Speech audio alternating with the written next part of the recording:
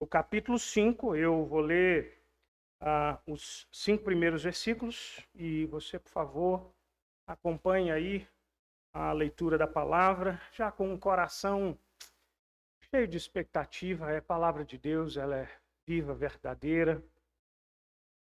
E peça que o Senhor fale ao seu coração.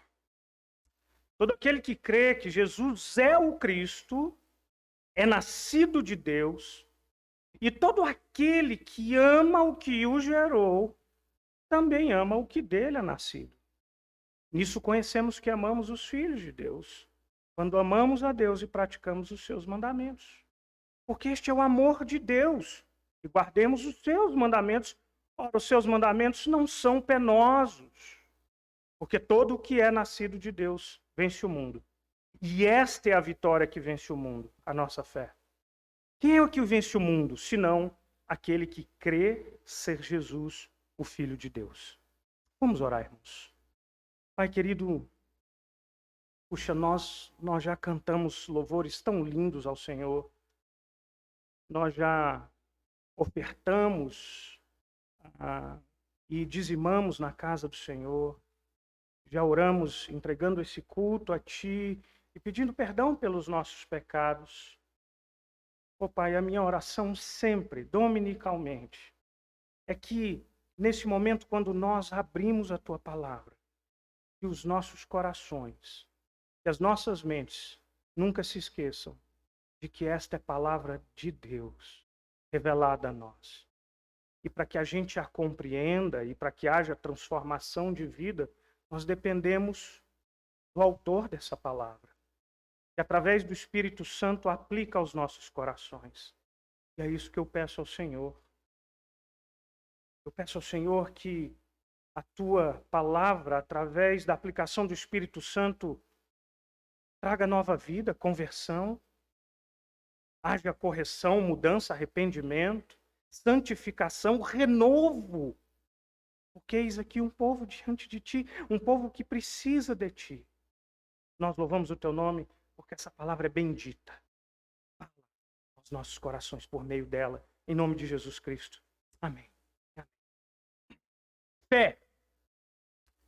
Essa é uma palavra que faz muito parte do nosso vocabulário. Segundo a definição do dicionário, presta bem atenção nessa definição. Muito abrangente. Crença intensa na existência de alguma coisa. Crença em algo abstrato que para a pessoa que acredita se torna verdade. Convicção da existência de algum fato ou da veracidade de alguma afirmação. Fé, credulidade, crença, confiança. Percebe como essa é uma definição assim muito abrangente? Deixa eu tentar te dar uma ilustração de quão abrangente é a perspectiva de fé nos mais variados ambientes. Eu já contei, acredito que a história do meu tio Tota é o jeito mais fácil do que falar Aristóteles. O meu tio Tota, eu me lembro dos meus passeios e viagens de criança, quando a gente estava na casa do tio Tota, e a gente criança muito levada, então a gente vinha que o tio Tota se aproximava, então logo a gente virava a Havaiana, porque a gente sabia que era a trajetória que ele ia cruzar o caminho. A Havaiana virada de cabeça para baixo. E era maravilhoso, não tinha erro. Ele ia cruzar a Havaiana, ele ia ver aquela Havaiana no chão virada de cabeça para baixo.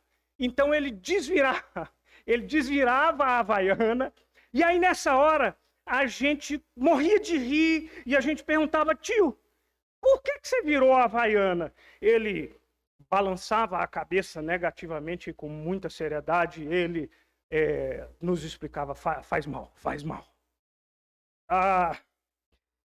O tio Tota tinha fé?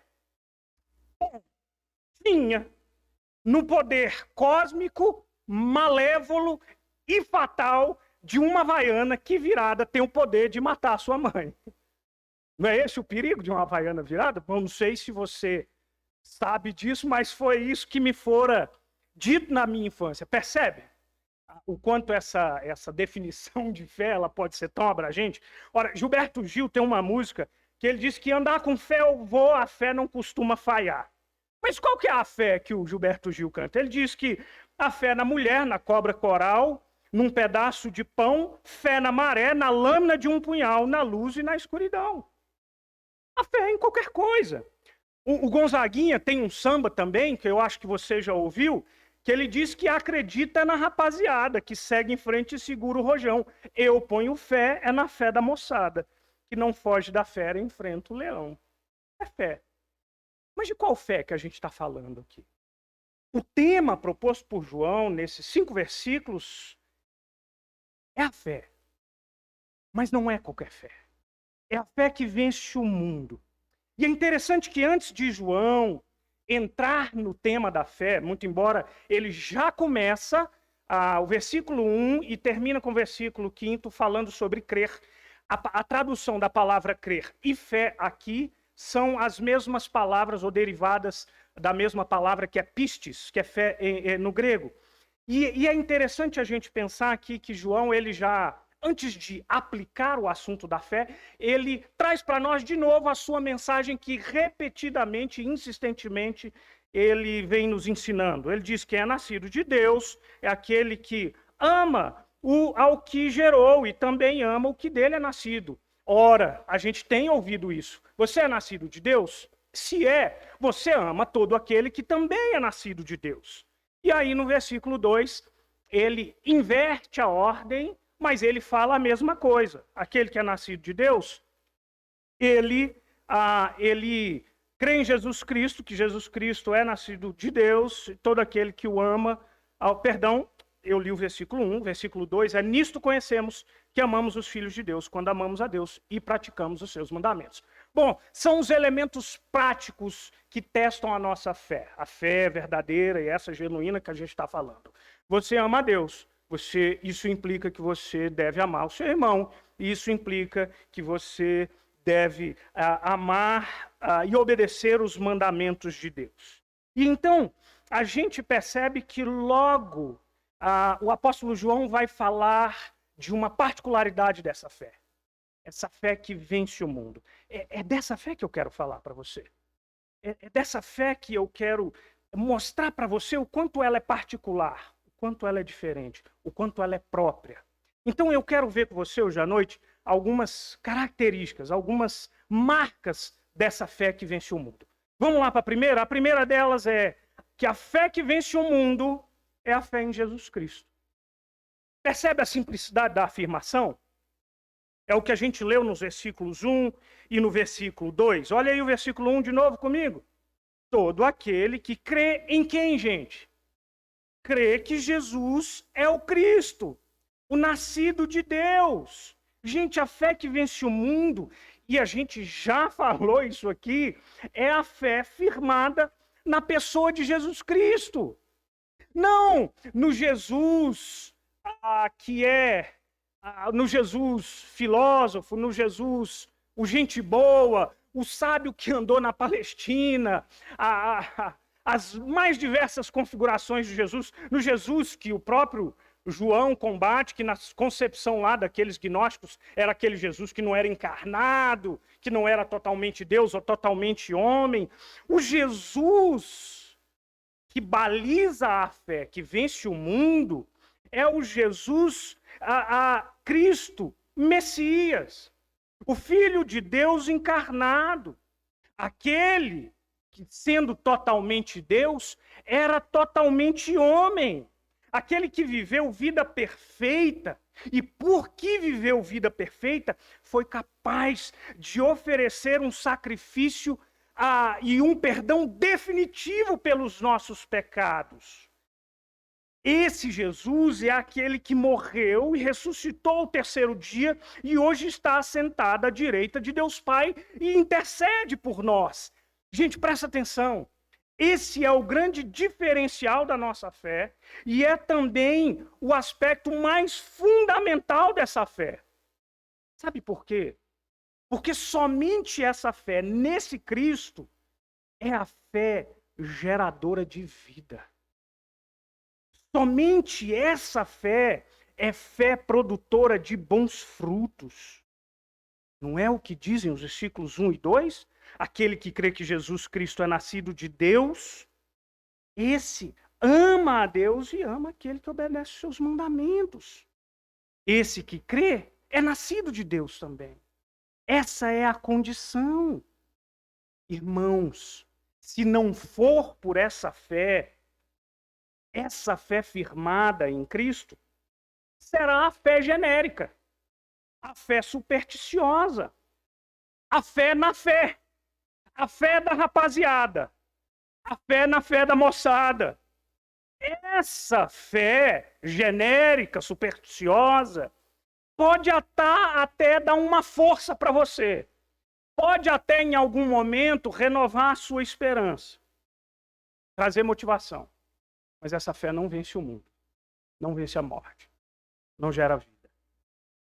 Entende a diferença da fé que vence o mundo? Essa é a primeira lição mais basilar, básica e a mais fundamental para nós, que somos cristãos e professamos essa fé em Cristo Jesus. Segundo aspecto da fé que vence o mundo. Irmãos, a fé que vence o mundo é fé prática. Olha comigo, por favor, o verso 3. Olha como João é claro. Que este é o amor de Deus. Porque este é o amor de Deus, que guardemos os seus mandamentos. Ora, os seus mandamentos não são penosos. Irmãos, nós temos falado e repetido aqui que essa fé que é geradora de vida nova, ela inevitavelmente gerará um novo padrão de vida. Há uma separação e uma distinção que a gente jamais pode fazer. A fé com a qual a gente crê é a fé através da qual a gente vive. A gente jamais pode separar a confissão dos nossos lábios das atitudes das nossas vidas.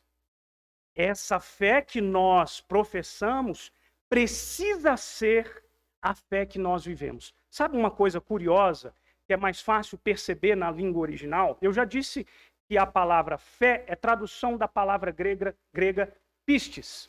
E você vai encontrar essa palavra traduzida de duas formas, muito comuns. Você vai encontrar essa palavra sendo traduzida por fé ou sendo traduzida por fidelidade. Não há diferença. Crer é viver. Não há distinção. A sua confissão precisa determinar as suas ações. É por isso que a gente afirmamos que crer corretamente é viver corretamente. Você lembra da máxima que a gente diz que a ortodoxia, ou seja, é a forma correta de crer, ela gera ortopraxia, ela gera atitude correta? Não dá para separar uma coisa da outra. Ora, João ressalta essa conexão inseparável. Crer em Jesus gera nova vida e essa vida é evidenciada no amor de Deus, no amor ao próximo, na obediência aos seus mandamentos. Porque esse é o amor de Deus e guardamos os seus mandamentos. Presta atenção, eu preciso fazer 2 alertas aqui para você. Eu acho que são erros muito comuns quando são relacionados à fé, quando nós falamos da fé no meio cristão. A primeira delas é uma espécie de fé cega, ou às vezes eu chamo de fé ingênua. É uma fé supersticiosa com adesivos cristãos. Você sabia que na igreja está cheia delas? Ora, você nunca viu as distribuições de sal, de vassouras que varrem pecados, as águas ungidas em cima. Agora não dá nem para pôr em cima da televisão, que as televisões tão fininhas, a gente vai ter que arrumar um outro método. Essa é uma fé que é vazia de fundamento bíblico. Essa é uma fé que eu já disse, ela é chamada de cristão, porque a gente coloca aqui e acolá alguns nomes de Deus e alguns versículos da Bíblia. Sabe o que isso me faz lembrar? De uma situação que possível eu já contei aqui para vocês também. Eu já contei tanta história, gente. Mas faz cara de que você não ouviu e faz cara de novidade depois que eu te contar. Eu estava no seminário ainda, e quando a gente vinha de férias, o pastor colocava a gente, eu estudava no Seminário Presbiteriano de Campinas, São Paulo, e aí o pastor colocava a gente para trabalhar, e nessa época a segunda igreja presbiteriana de Taguatinga, tinha um trabalho vinculado àquela Luz para o Caminho, que é uma área de comunicação da igreja presbiteriana. E eles tinham um Disque Paz. A igreja divulgava telefones e incentivava que as pessoas ligassem ali, elas receberiam uma mensagem de consolo, de conforto. Bom, estava eu, seminarista, cheio de nenhuma experiência, e aí o telefone toca, um rapaz que disse que havia passado na rua e visto o telefone da igreja, decidiu ligar, e ele estava muito desesperado pedindo orações. E a gente conversa vai, conversa vem, mas então, espera, o que aconteceu? O que você está tão amedrontado? Essa era a situação dele, ele estava apavorado. Ele disse, olha, eu tinha uma namorada, nós namoramos muitos anos, mas o namoro chegou ao fim, a gente terminou o namoro. E a mãe dela me ligou, me amaldiçoando dos pés à cabeça. Que você é isso, que você vai morrer e que não sei o quê. E esse cara estava apavorado. E o pavor dele era tão grande, eu pensei, essa mulher deve ser amiga do Sassá, né? Ela mexe com coisa ruim, que não, o cara estava amedrontadíssimo. E eu perguntei para ele, essa mulher mexe com, sei lá, magia negra? Eu queria entender o porquê do pavor dele. Ele disse, não, ela é crente. Bom, sendo crente ou sendo agente de outro reino, você percebe que a falta de uma base bíblica, por exemplo, o próprio João nos informa nessa epístola que aqueles que estão e que são filhos de Deus, o maligno não nos toca. Você sabia disso? Ou você acredita que há algum outro nome mais poderoso do que o nome de Jesus, pelo qual se dobrará todo joelho no céu, na terra e debaixo da terra, e que toda língua um dia, querendo ou não, se dobrará e confessará em alta voz que Jesus Cristo é o Senhor, para a glória de Deus Pai? Esse é o Jesus da nossa fé. Essa fé, cuidado, vazia e esvaziada de fundamento bíblico, é uma fé supersticiosa. Mas há uma segunda característica e aí a gente corre o risco de nutrir esse tipo de fé. É aquela fé cheia de conhecimento e vazia de vida. Irmãos, é fato que Deus se revelou através das Escrituras. E nós precisamos conhecer as Escrituras. Presta atenção. Essa fé nos convida ao exercício da razão, do raciocínio, da prática do discernimento, do estudo. Essa fé me leva à busca do conhecimento de Deus, através das Escrituras. Mas presta atenção numa coisa. Eu jamais posso me esquecer que o conhecimento acerca de Deus não é sinônimo de conhecimento de Deus. Conhecer acerca de Deus não é o mesmo que andar com Deus. Essa dicotomia não pode ser feita. Estudar a palavra, estudar teologia, tudo isso precisa redundar em transformação de vida. O J.I. Parker, que faleceu há pouco tempo, um velhinho anglicano, teólogo, pastor maravilhoso, deixou para nós um belíssimo livro chamado O Conhecimento de Deus, e ele nos alerta sobre esse perigo nos 4 primeiros capítulos desse livro, quando ele fala desse conhecimento de Deus. Ele diz assim, olha, um pouco de... E eu estou dizendo de um homem que era doutor em Bíblia, tá? E ele dizia que um pouco de conhecimento de Deus é mais válido do que um grande conhecimento acerca dele. É por isso que o mesmo autor, Parker, ele diz uma coisa maravilhosa. Ele diz que toda ortodoxia, que é o conhecimento correto, precisa levar a uma ortopraxia, que é uma vida correta, uma prática correta, que precisa redundar em doxologia, que precisa manifestar a glória de Deus.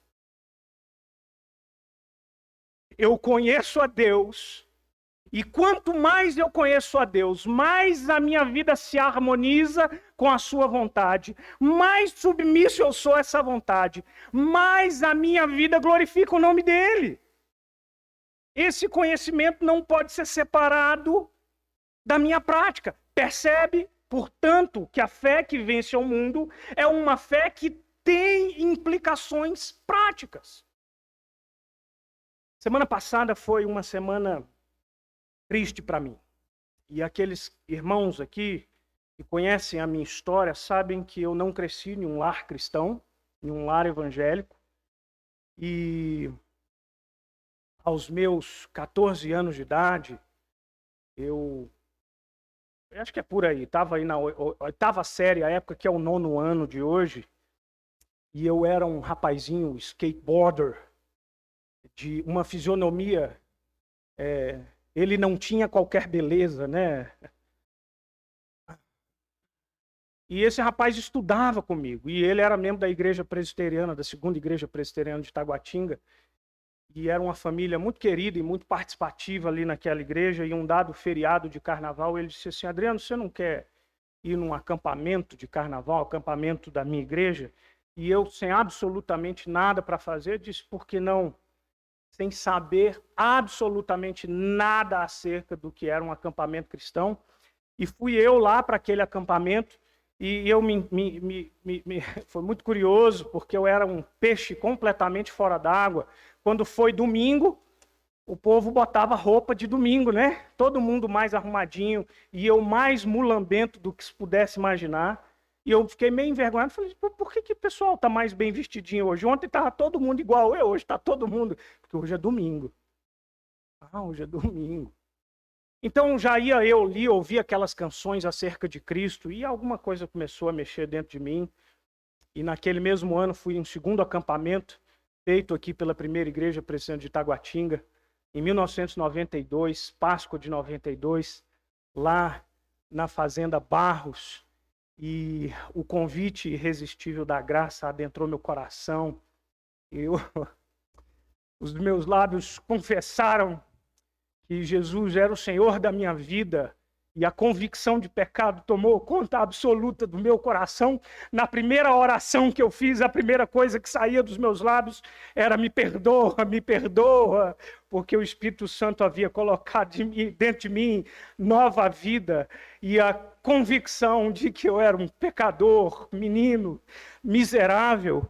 E esse impacto foi tão grandioso na minha vida que pouco mais de 3 anos depois, eu já estava no seminário presbiteriano lá em Campinas, com toda a convicção de que eu seria pastor.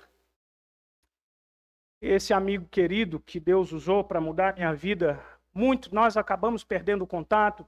Eles mudaram de Taguatinga, foram morar longe, e posteriormente voltaram para Minas Gerais. Muitos anos depois eu tive a triste notícia de que ele era um alcoólatra. Ele me chocou porque, da minha conversão, a família dele abriu as portas da casa para mim, e você sabe que adolescente, ele anda em bandos, ele não sobrevive sozinho, e eu vivia metido dentro da casa dele, e ali aquela família cantante me ensinou os primeiros hinos e me incluiu. E domingos, com muita frequência, terminando a escola dominical, estava eu lá metido de novo, passando na padaria para a gente comprar um franguinho assado e tomar uma Coca-Cola bem gelada, daquela da garrafa de vidro, que é a melhor de todas que já foi feita. Muitos anos depois, esse rapaz que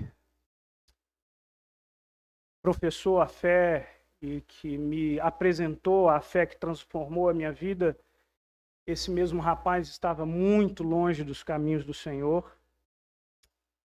Ele era um alcoólatra e as suas escolhas eram cada dia piores.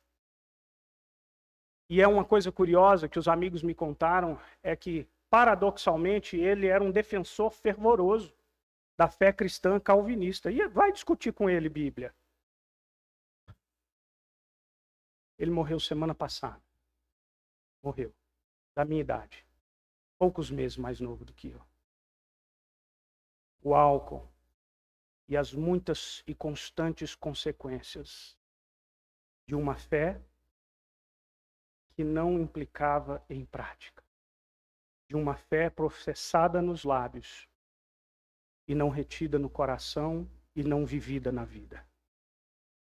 Perdeu bons empregos, perdeu família, morreu semana passada em virtude de um derrame extenso e deixou para trás 5 filhas que já tinham sido abandonadas pela mãe. Percebe o perigo da fé nominal? Irmãos queridos, João mostra essa relação inseparável dessa fé que precisa nos levar à obediência. E presta atenção numa coisa. A Bíblia diz que os mandamentos de Deus, eles não são penosos. Eles não são penosos. Gente, eu contei a história desse rapaz e eu estou vendo Cláudia e Dona Osmira foi uma das irmãs queridas que 1 milhão de vezes Dona Osmira abriu as portas da casa para que nós, um bando de adolescentes cheios de fome, nos metêssemos lá, dentre eles esse rapaz, que não está mais aqui entre nós.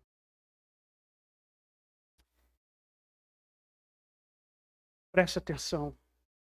Nós sempre encontraremos obstáculos quanto à nossa fé. Sabe por quê? Porque praticar essa fé redundará em perseguições, em lutas. Mas sabe uma coisa curiosa?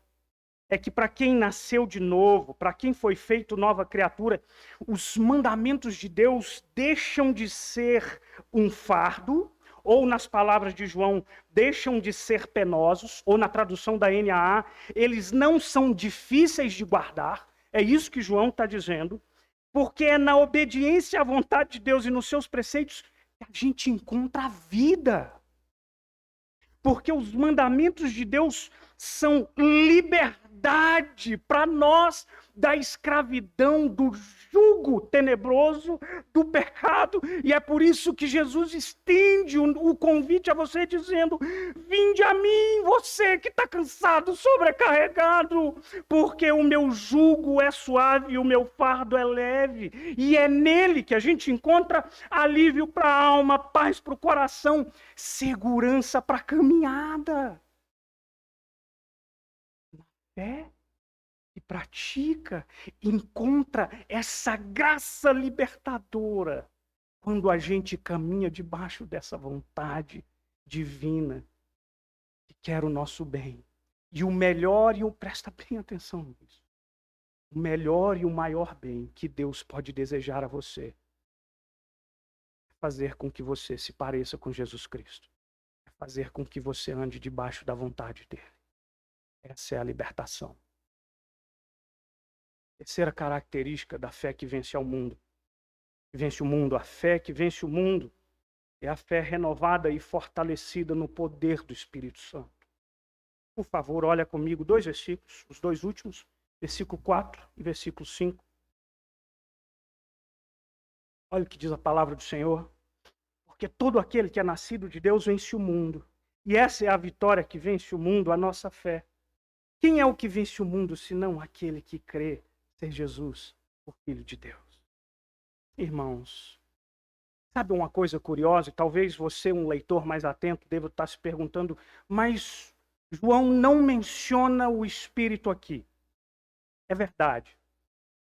Mas há uma conexão inevitável entre a fé em Cristo e a presença do Espírito Santo. Sabe por quê? Eu já disse que somente essa fé em Jesus Cristo, Filho de Deus, somente essa fé é fé salvadora. Somente essa fé ela nos leva à condição de habitação do Espírito Santo.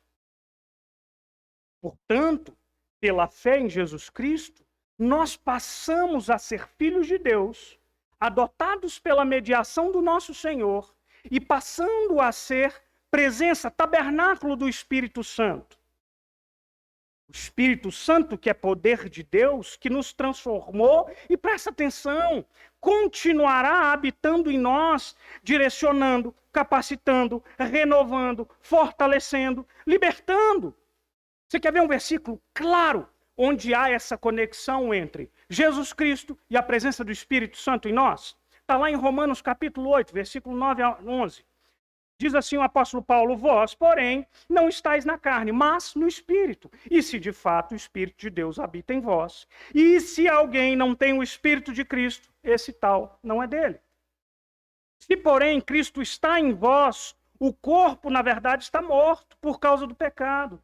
Mas o Espírito é vida por causa da justiça. Se habita em vós o Espírito daquele que ressuscitou a Jesus dentre os mortos, esse mesmo ressuscitou a Cristo Jesus dentre os mortos, vivificará também o vosso corpo mortal por meio do Espírito que em vós habita.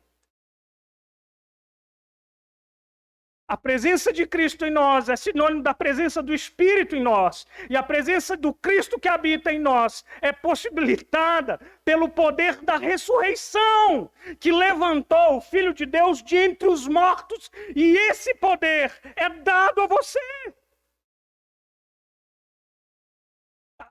Vale citar a Confissão de Fé no capítulo 13, ela faz um resumo. Nesse capítulo fala sobre santificação, que sem a ajuda do Espírito Santo é impossível. Olha o que diz lá a confissão: os que são eficazmente chamados e regenerados, tendo criado em si um novo coração e um novo espírito, são além disso santificados real e pessoalmente pela virtude da morte e ressurreição de Cristo, pela sua palavra e pelo seu Espírito que neles habita.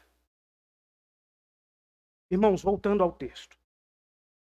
Nós acabamos de afirmar que aqueles que nasceram de novo, os mandamentos do Senhor não são um fardo. É verdade, mas presta atenção. Esse fato não nega a realidade do pecado que habita em nós e no mundo que nos permeia. É por isso que nós travamos guerras. É por isso que a dor, a tristeza, há perdas, há desestímulo, a falta de esperança. Por isso que há pranto, há choro copioso, por isso há decepção, a morte, por isso a desistência, a entrega. Nós travamos guerras dentro de nós e fora de nós. Nós lutamos constantemente contra o mundo, que na descrição de João, e nós já lemos aqui, lutamos contra a concupiscência da carne, a concupiscência dos olhos, a soberba da vida. Irmãos queridos, as nossas lutas são diversas e difíceis, eu sei disso. Essa semana eu fui em 2 velórios, de domingo até sexta-feira. Sabe, aquele ponto crucial, depois de uma vida de lutas, é marcada pela abrupta separação da morte que anuncia eloquentemente que a gente vive num mundo quebrado e distante de Deus.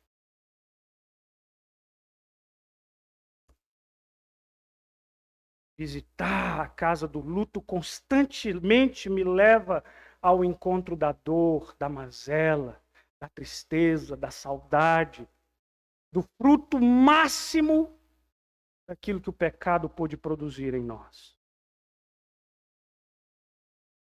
Irmãos, a despeito de tantas lutas,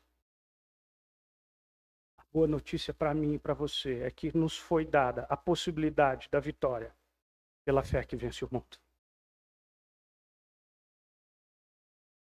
Eu e você podemos vencer as lutas contra o mundo mal, contra o diabo, contra a nossa carne, porque o próprio João diz lá no capítulo 4 da sua primeira epístola, versículo 4, que maior é o que há em nós do que aquele que há no mundo. Nós podemos vencer a luta contra o desânimo, a ansiedade, a tristeza, o desespero. Porque o apóstolo Paulo diz que tudo nós podemos naquele que nos fortalece. Eu e você podemos caminhar com segurança a despeito das muitas tristezas e das muitas feridas que a vida nos produz, porque o apóstolo Paulo nos assegura em Romanos que nada poderá nos separar do amor de Deus que está em Cristo Jesus, nem a morte, nem a vida, nem principado, nem potestade, nem altura, nem profundidade, porque os braços que te agarraram não te largam mais.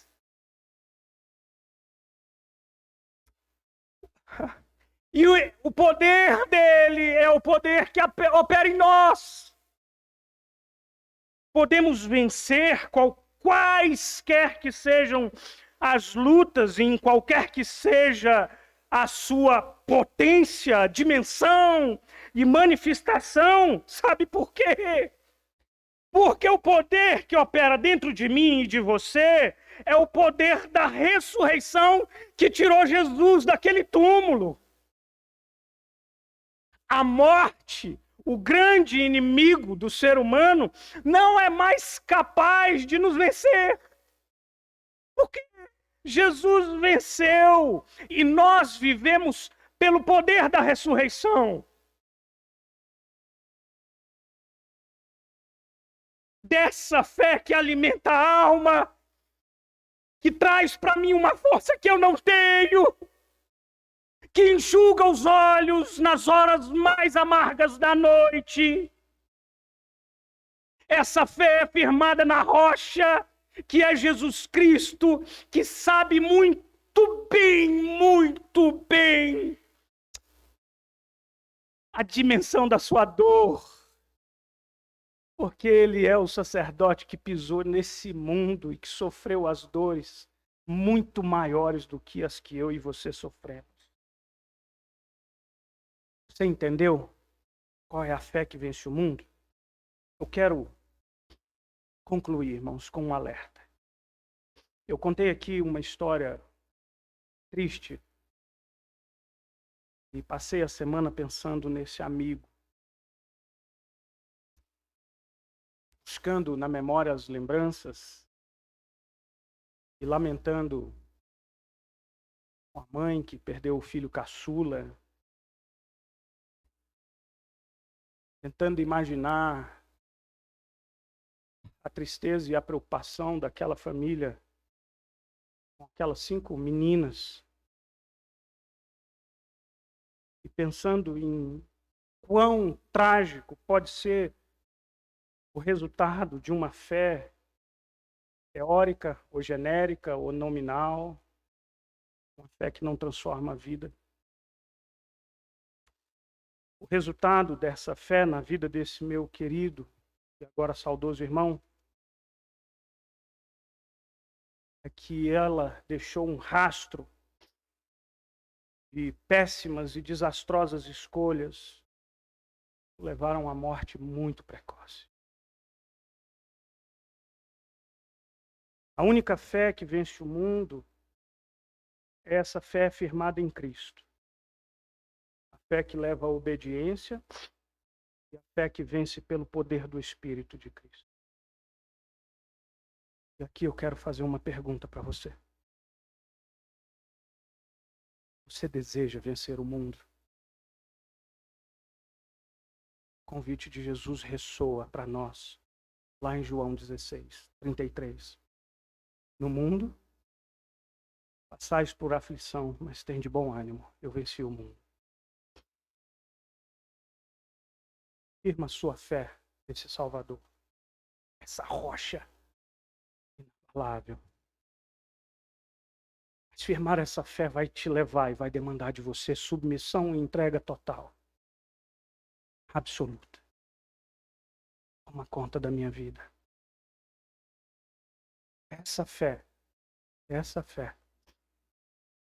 vai ser desafiadora para você. Mas você terá o privilégio de experimentar a manifestação do poder de Deus na sua vida. Fazer com que você supere aquilo que as nossas forças humanas jamais seriam capazes de nos fazer superar. Essa é a fé que vence o mundo. Centrada naquele que morreu em nosso lugar e agora oferece para mim e para você uma vida nova. Toda fé fora de Jesus Cristo, mais cedo ou mais tarde, vai se provar frágil, falsa, vulnerável. E você naufragará. Feche os seus olhos, vamos orar ao Senhor. Pai querido, Santo, Senhor da glória, olha para nós e nos ajuda a exercermos essa fé que vence o mundo.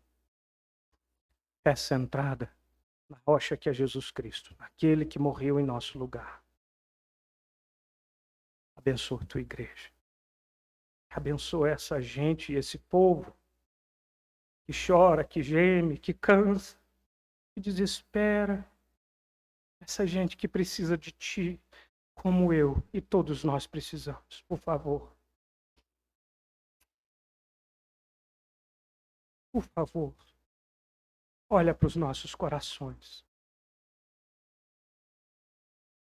Olha para nós e renova a nossa esperança. Nós louvamos o teu nome em Cristo Jesus. Aleluia.